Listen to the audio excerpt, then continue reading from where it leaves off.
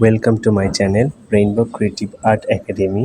Viewers, আজকে আমরা শিখব কিভাবে একটি পাতা অঙ্কন করতে হয়। পাতা অঙ্কন আমরা বিভিন্নভাবে করতে পারি। প্রথমে আমরা একটা বৃত্ত দিয়ে নিতে পারি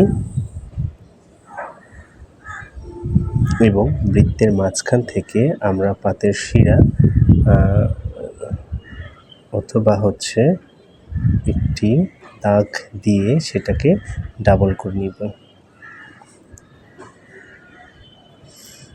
এবং উপরের অংশের এই বৃত্তটা থেকে আমরা নিচের দিকে এসে পাতাটা শেষ করব এবং এপাশ থেকেও নিচ থেকে উঠিয়ে বৃত্তের সাথে মিশিয়ে পাতাটা আমরা নিচের দিকে এসে মিলিয়ে দিব।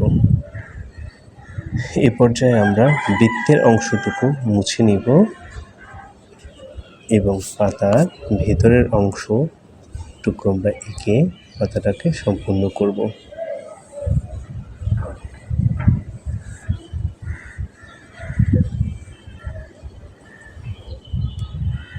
বন্ধুরা, হয়ে গেল আমাদের পাতা অঙ্কন।